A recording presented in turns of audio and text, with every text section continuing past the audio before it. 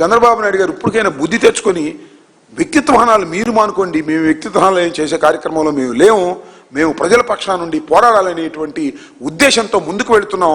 ఎక్కడ ఏది జరిగినా ప్రభుత్వం ఎక్సెస్గా ప్రవర్తిస్తే, పోలీసులు ఎక్సెస్గా ప్రవర్తిస్తే వాళ్ళకు వ్యతిరేకంగా ఉద్యమ రూపాన్ని ఇచ్చి ప్రజల్లోకి తీసుకువెళ్ళి ప్రభుత్వాన్ని కట్టడి చేసి పోలీస్ యంత్రాంగాన్ని కూడా కట్టడి చేయాలనేటువంటి ప్రయత్నం మేము చేస్తున్నాం. అన్ని విధాలా చేస్తాం. మాలో ఏ విధమైన తేడా లేకోకుండా పోరాడతామని కూడా ఈ సందర్భంగా మనవి చేస్తూ, ఖచ్చితంగా చంద్రబాబు నాయుడు గారు డైవర్షన్ పాలిటిక్స్ మానేసి క్యాబినెట్లో మంచి నిర్ణయాలు తీసుకోవాలి. తీసుకోకపోతే మీకు కాలం చెల్లినటువంటి రాజకీయ పార్టీగా మీరు దిగజారిపోతారని మాత్రం ఈ సందర్భంగా హెచ్చరించదలుచుకున్నాను.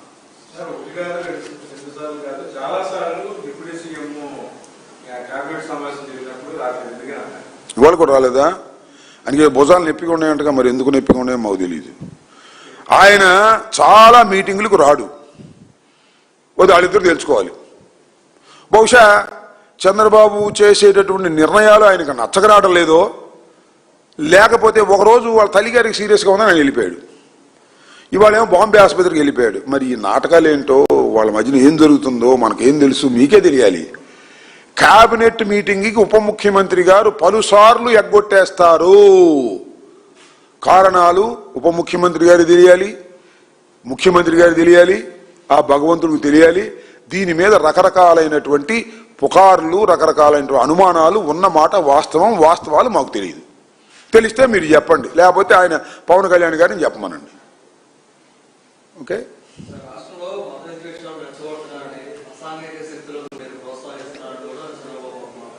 అంటాడు మత విద్వేషాలు ఎవరు రెచ్చగొడుతున్నారు? ఎవరు రెచ్చగొడుతున్నారు? వర్గాలను ఎవరు రెచ్చగొడుతున్నారు?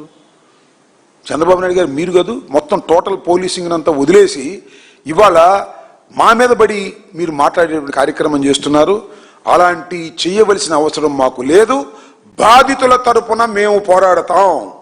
బాధితులు ఎవరైనా సరే, వాళ్ళు మా పార్టీ వాళ్ళు కాకపోయినా, పోలీసు వికృత రూపం చూపించినప్పుడు, యాక్సెస్గా ప్రవర్తించినప్పుడు వారికి అండగా ఉంటాం.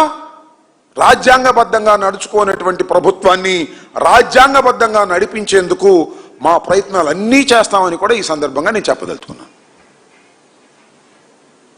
ఓకే. ఉపా చట్టమా? అదేదో ఉప్మా చట్టం అని అందుకు కేసు పెట్టారంట ఎవరో ఒక ఆయన. ఉపా చట్టాన్ని ఉప్మా చట్టం అన్నారంట. అనరా మరి?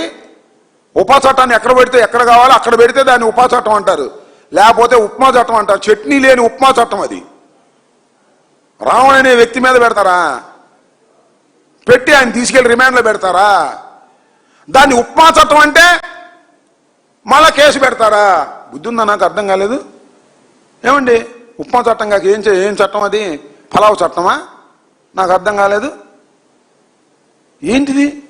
చంద్రబాబు నాయుడు గారు పెట్టమంటేనే పెట్టుంటారు, లేకపోతే లోకేష్ పెట్టమంటే పెట్టుంటారు. అంత ఉపా చట్టాన్ని ప్రయోగించవలసిన అవసరం ఉందా? మొట్టమొదటి ప్రయోగిస్తే అది ఓకే. రావణ్ ఏ రోజునైతే మాట్లాడారని వీళ్ళు పెట్టారో ఆ రోజున పెడితే దీనిలో ఏదో ఉందనుకోవచ్చు. ఒక కేసు పెట్టారు, బెయిల్ వచ్చింది. ఇంకో కేసు పెట్టారు, బెయిల్ వచ్చింది. ఇంకో కేసు పెట్టారు, బెయిల్ వచ్చింది. ఇంకో కేసు పెట్టారు, బెయిల్ వస్తుంది. అరే బెయిల్ వస్తుందే, ఈ బెయిల్ రాకుండా చేయాలంటే ఏం చేయాలంటే పైనుంచి దించారు ఉప్మా చట్టాన్ని, అదే ఉపా చట్టాన్ని. అది తీసారు లోపల అన్నారు. ఏంది ఇది? అర్థం కావట్లా. కామన్ సెన్స్ చోటకి అర్థం కావట్లా. అన్ని చోట్ల బెయిల్ వస్తుంది కాబట్టి ఇది పెడదామని పెట్టారు. ఫ్యాక్ట్స్ లేకోకుండా పెట్టినటువంటి చట్టం కాబట్టి అది ఉపా చట్టం అయినా ఉప్మా చట్టం అవబోతుంది రాబోయే కాలంలో, చూసుకోమని కూడా చెప్తున్నా. మా కొడాలి నాయన ఉప్మా చట్టం అన్నా అంటే దాన్ని కేసు పెట్టారు. ఎన్నిసార్లు పెట్టుకుంటారు కేసు? నాకు అర్థం కాల. సో ఇంకోటి కూడా చెప్తున్నా, రావణ్కి మీకేం సంబంధం? మీరెందుకు రావణ్తో ఆర్గ్యూ చేస్తున్నారు? చేస్తాం. రావణ్కి మాకేమి సంబంధం లేదు. రావణ ఐడియాలజీ వేరు, మా ఐడియాలజీ వేరు. నేను ఇంకోటి కూడా చెప్తున్నా, జగన్మోహన్ రెడ్డి గారిని ఎయిర్పోర్ట్ దగ్గర రావణ్కు సంబంధించినటువంటి ఒక టీంలో పనిచేస్తున్నటువంటి ఒక లేడీ వెళ్ళి జగన్మోహన్ రెడ్డి గారిని అడిగింది. ఆమె ఇప్పుడు గమన్ అనుకుంటా అడిగింది, అయ్యా మమ్మల్ని చంద్రబాబు నాయుడు గారి ప్రభుత్వం దారుణంగా కేసులు పెడుతుంది, అన్యాయంగా పెడుతుంది, అక్రమంగా పెడుతుంది, సార్ మీ సహాయం కావాలంటే అమ్మ నేను లీగల్ ఎయిడ్ ఇస్తానని చెప్పాడు. ఎవరో మాకు తెలియదు, ఆయనకు తెలియదు. లీగల్ ఎయిడ్ ఇస్తాను, అక్రమంగా అన్యాయంగా పెడితే వీఆర్ గివింగ్ లీగల్ ఎయిడ్ అని చెప్పాడు జగన్మోహన్ రెడ్డి గారు. Yes, we are believing. ఈ రావణ మీద అన్యాయంగా అక్రమంగా ఉపా చట్టాన్ని పెట్టారు, అదే ఉపమా చట్టాన్ని పెట్టారు. దాన్ని మేము వ్యతిరేకిస్తున్నాం, వారికి లీగల్ ఎయిడ్ ఇస్తాం, వారిని రక్షిస్తాం. అంత మాత్రాన మా ఐడియాలజీ వేరు, ఆయన ఐడియాలజీ వేరు, ఆయన వృత్తి వేరు, మా వృత్తి వేరు. మరొకటి చెప్తున్నా, రావణ్ తెలుగుదేశం అపోజిషన్లో ఉన్నప్పుడు, మేము అధికారంలో ఉన్నప్పుడు చంద్రబాబుకు అనుకూలంగా మమ్మల్ని దూషించాడు. మేము పెట్టలేదు కేసులు. అప్పుడు ఉంది ఉప్మా, కొత్తగా ఏం తయారు కాల. అప్పుడు ఉంది ఉప్మా, అప్పుడు పెట్టలే మేము ఉప్మా. ఇప్పుడు చంద్రబాబు పెట్టాడు ఉప్మా. కాబట్టి తప్పిది, మేము అతన్ని రక్షిస్తాం. నేను తెలియకొడతాను సార్, ఏమనుకోవద్దు మీరు. పొలిటికల్ పార్టీస్ మా మీద కేసులు పెడితే మేము ఎదుర్కొంటాం, మాకు అన్ని వనరులు ఉంటాయి. After all A YouTuber, a independent, లేదా ఒక వ్యక్తి, ఒక ఇండివిజువల్ మీద కేసు పెడితే భయపడిపోతారు. భార్య భయపడిద్ది, ఆ టీం మెంబర్స్ భయపడతారు, వాళ్ళ కుటుంబ సభ్యులు భయపడతారు. అలా భయపడితే, భయపడేవారు మమ్మల్ని అడిగితే అది ధర్మం అనుకుంటే జగన్మోహన్ రెడ్డి గారి నాయకత్వంలో లీగల్ ఎయిడ్ ఇస్తాం. లీగల్ ఎయిడ్ అంటే ఏంటి? కోర్టులో వాదించుతాం వాళ్ళ తరపున. తప్ప ఇది జడ్జి గారికి కదా ఇష్టం అయింది. సో నేను ఇదే చెప్తున్నా, ఎవరి మీదైనా ఈ ప్రభుత్వం అన్యాయంగా అక్రమంగా తెలుగుదేశం వాళ్ళ మీద పెట్టినా కూడా వాళ్ళకి లీగల్ ఎయిడ్ లేకపోతే మేము ఇస్తాం. అది ధర్మం అనుకుంటే. తెలుగుదేశం వాళ్ళ మీద పెడుతున్నారుగా, పాపం శ్రీనివాసరావు మీద పెట్టారుగా, తీసుకెళ్లి కూర్చోబెట్టారు, దాడి చేసినా ఇంటికి పంపించారు. ఇంత దారుణాలు జరుగుతుంటే ఈ దారుణాలకు వ్యతిరేకంగా, దారుణాలకు గురి అయినటువంటి బాధితులకు అండగా వైఎస్ఆర్ కాంగ్రెస్ పార్టీ ఉంటుంది. ఉంటే తప్పు లేదు. మరోసారి చెప్తున్నా, రావణ భావాజాలం వేరు, ఐడియాలజీ వేరు. వైఎస్ఆర్ కాంగ్రెస్ పార్టీ ఐడియాలజీ వేరు. అయినా రావణ మీద అన్యాయంగా అక్రమంగా ఎక్సెస్ గా ప్రవర్తిస్తున్నారు. ఈ ఉపమా చట్టాన్ని పెడుతున్నారు. అందువల్ల మేము రావణికి అండగా ఉంటాం. అడిగాడు, ఉంటాం. ఇంకా అడిగితే ఇంకా ఉంటాం.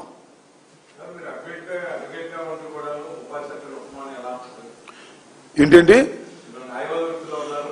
ఉపాని కూడా అన్నాగా ముందు.